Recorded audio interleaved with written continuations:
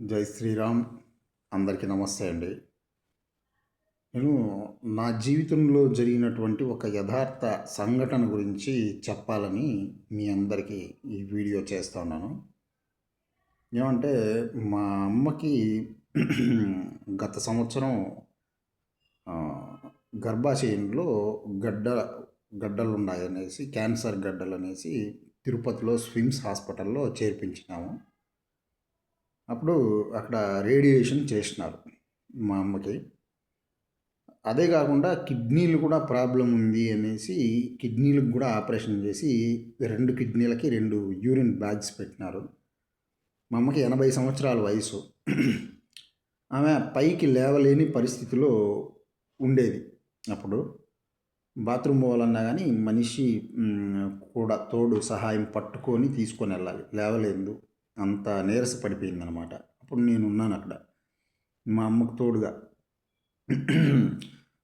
మా అమ్మకు సహాయంగా నేను ఉండేవాడిని. ఉంటే అక్కడ హాస్పిటల్లో ఇంకా ఎంతోమంది ఇతర ప్రాంతాల నుంచి వచ్చినటువంటి వాళ్ళు, అమ్మలు ఎంతోమంది మగవాళ్ళు కూడా కానీ, ముసలోళ్ళు, ఇట్లాంటి వాళ్ళు, పెద్దోళ్ళు కానీ, చిన్నపిల్లలు కూడా అందరూ ట్రీట్మెంట్లు తీసుకుంటూ ఉండేవాళ్ళు. అప్పుడు అక్కడ నేను వాళ్ళకందరికీ శ్రీరామదేవుడి గురించి ఏదో నాకు తెలిసినంత కొద్దిగా మాటలు అవి చెప్పేవాడిని, భక్తిపూర్వకమైనటువంటి మాటలు ఇట్లాంటివి. అప్పుడు వాళ్ళు నేను చెప్పే మాటల్ని విని మా అమ్మతో అనేవాళ్ళు, ఎంత బంగారు బిడ్డమ్మ నీ బిడ్డ, ఎంత మంచి బిడ్డమ్మ నీ బిడ్డ, ఎంత బంగారు బిడ్డని కన్నావమ్మా నువ్వు, ఎంత గొప్పోడమ్మా నీ బిడ్డ అనేసి అంటూ ఉండేవాళ్ళు. వాళ్ళు చెప్పే ఆ మాటల్ని విని మా అమ్మ ఏడ్చేది. మా అమ్మ ఏడుస్తా అంటే ఆ అమ్మోళ్ళందరూ వచ్చి మా అమ్మ పక్కలో కూర్చొని మా అమ్మని ఓదార్చేవాళ్ళు, ఎందుకమ్మా ఏడుస్తావు అట్లనేసి. ఆ అమ్మోళ్ళు ఒక అమ్మ నన్ను నాయన, మా నాయన, ఓ నాయనో రా నాయన అని పిలిచేది.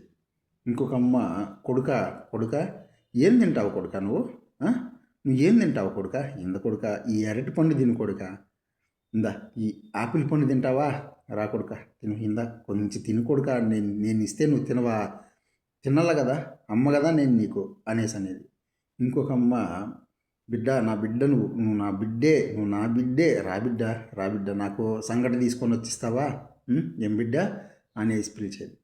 ఇంకొక అమ్మ అయ్యా అయ్యా రాయ్యా, మా అయ్యవు నువ్వు నన్ను కన్న తండ్రివి, నువ్వు నా అయ్యవి, నా తండ్రి రాయ్యా అనేసి. ఇట్లా అమ్మోళ్ళందరూ ఎంత ప్రేమగా నాతో మాట్లాడేవాళ్ళు అంటే వాళ్ళ పిల్లలు కూడా ఉండారు, కొంతమందికి ఉండారు, కొంతమందికి లేరు. వాళ్ళే వచ్చి ట్రీట్మెంట్లు తీసుకుంటూ ఉండారు రకరకాల వ్యాధులకి. నేనేం వాళ్ళకి డబ్బులు ఇవ్వలేదు, వాళ్ళేమి నాకు డబ్బులు ఇవ్వలేదు. జస్ట్ మన శ్రీరామదేవుడి గురించి భక్తిపూర్వకమైనటువంటి మాటలు, బాధల్లో కష్టాల్లో ఉండేటువంటి, రోగాలతో వ్యాధులతో బాధపడతా ఉండేటువంటి అభాగ్యులకి చెప్పి వాళ్ళ మనసులకి కొంత సాంత్వన కలిగించే ప్రయత్నం చేసినందుకే వాళ్ళు నన్ను అంతగా ప్రేమపూర్వకంగా ఇష్టపడినారు, అంత గౌరవించినారు. అంతంత వయసుల్లో ఉండేటువంటి తల్లులు కూడా. అన్నమాచార్యులు వారు ఒక కీర్తన రాసినారు, ఏమంటే అది నాకు గుర్తుకొస్తుంది ఇప్పుడు కూడా. జనుల సంగముల జక్క రోగములు విను విడవవు నీవు విడిపించక, అంతర్యామి అలసితి సొలసితి అనేసి. ఓ అంతర్యామి, ఓ అనంతుడా, ఓ అచ్యుతుడా, ఓ వెంకటేశ్వర, అలసిపోయినాము, సొలసిపోయినాము ఈ జీవితంలో రకరకాల కష్టాలు పడి. మేము ఈ బాధలను ఇంకా పడలేము, ఈ జీవులము, ఈ జనులము. ఈ జక్క రోగాలనేవి నువ్వు విడిపించకపోతే మమ్మల్ని విడవవివి, మమ్మల్ని రక్షించు స్వామి అని ఆయన వేడుకున్నాడు.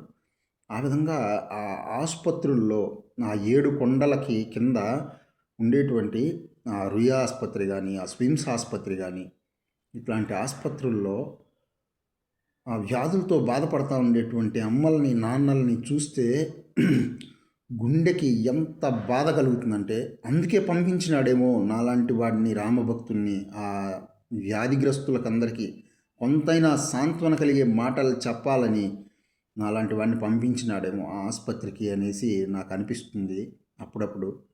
నేను ప్రతిరోజు ఆసుపత్రిలో ఉన్నప్పుడు ప్రతి నిత్యం ప్రతి నిమిషం మరవకుండా భగవంతుణ్ణి ఆ ఏడు కొండల వైపు తిరిగి వేడుకునేవాడిని. స్వామి గోవింద, ఏడుకొండలవాడ వెంకటరమణ, ఈ అమాయక ప్రజల ప్రాణాలని రక్షించు స్వామి, వీళ్ళని ఈ రోగ బాధల నుంచి, ఈ వ్యాధుల నుంచి విముక్తిని కలిగించు స్వామి. ఇంతమంది తల్లులు తండ్రులు, ఇంతమంది పసి బిడ్డలకి ఇన్ని వ్యాధులు వచ్చినాయి కదా అని వేడుకునేవాడిని. ఈ వ్యాధులకంతా కారణం ఏమి? భగవంతుడా? భగవంతుడు ఇచ్చినాడా ఇవన్నీ? లేదు. మనకు మనమే కొని తెచ్చుకున్నాం ఈ వ్యాధులు. కల్మషం చేసేసినాం ప్రకృతిని, పర్యావరణాన్ని కాలుష్యం చేసేసినాం.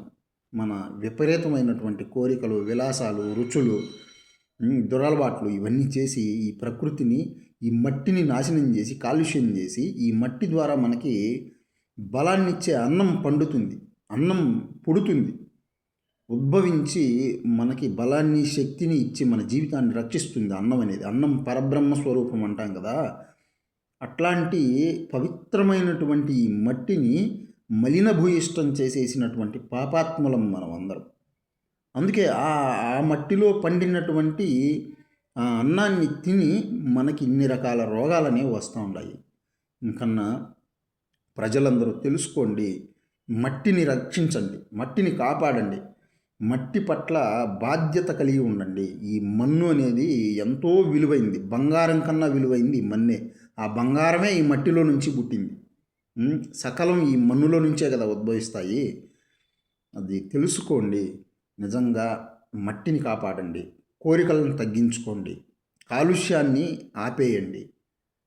ఇదే చెప్పాలనుకున్నాను. ఇంకా ఎన్నో విషయాలు మాట్లాడాలి. ఏం మాట్లాడాలో నాకే అర్థం అవుతలేదు. ఇట్లాంటి సంఘటనలు గుర్తుకొస్తే నాకు చాలా చాలా బాధ అవుతుంది. అదే చెప్పాలనుకున్నాను. ఇంకో అంశం గురించి మళ్ళీ ఇంకో వీడియోలో చెప్తాను. జై శ్రీరామ్.